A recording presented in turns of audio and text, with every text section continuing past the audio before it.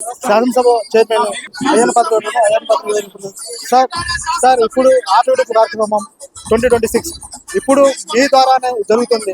గత ప్రభుత్వంలో ఇలా జరపడం ఎలా? అది థింకింగ్ కాదు, అది కామెంట్స్ మనకు వద్దు. కానీ ఇది ఎన్టీ రామారావు గారి టైంలోనే స్టార్ట్ చేశారు అప్పుడు ఆ రోజుల్లో. తర్వాత మధ్యలో గ్యాప్ వచ్చింది, ప్రభుత్వం పట్టించుకోలేదు. నాకు ఐడియా వచ్చింది, నేను కూడా స్పోర్ట్స్ మ్యాన్ ని, వాలీబాల్ ప్లేయర్ని. ఎమ్మెల్యేలతో పెడితే ఎలా ఉంటుందని చెప్పి ఆలోచించి లాస్ట్ ఇయర్ పెట్టాం. రెస్పాన్స్ బాగుంది, పబ్లిక్ కూడా చాలా బాగుంది కార్యక్రమం అన్నారు. అంతే ఈ సంవత్సరం కూడా చేయాలి, ఈ 5 years కూడా చేయాలని నిర్ణయం తీసుకున్నాం.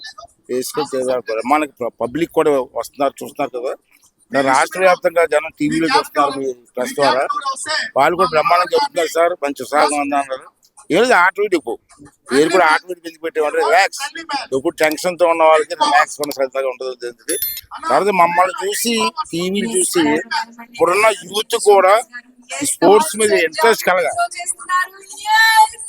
క్రీడలో ఆంధ్ర రాష్ట్రం ఫస్ట్ ఉండాలని ఆలోచన చేసాం. ఈ అందరి సహకారంతో బ్రహ్మాండం. సార్ ఇప్పుడు మీరు తమిళనాడు, ఆంధ్రప్రదేశ్, అలా కర్ణాటక మొత్తం కలిపి, తెలంగాణ ఇలా కలిపేసి ఒక స్పోర్ట్స్ మీట్ ఏర్పాటు చేస్తా ఉన్నారు. చెయ్యాలి అనుకున్నాం. సౌత్ ఇండియా స్టేట్ ఉన్నాయి, మనకు 6 ఉన్నాయి పాండిత్యతో కలిపి. ఈ 6 స్టేట్లు ఎమ్మెల్యేని పిలిచి విశాఖపట్నంలో క్రికెట్ మ్యాచ్ పెడితే ఎలా ఉంటుంది అని ఆలోచించింది.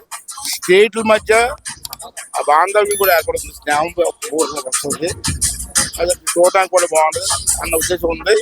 అందుకే మాట్లాడి చిన్ని వాళ్ళతో మాట్లాడి క్రికెట్ చైర్మన్ తోటి చేస్తా ఉన్నారు, ప్లాన్ చేస్తారు. సార్ ఇప్పుడు 11 మంది ఎమ్మెల్యే రాకపోవడం ఎలా చూస్తారు?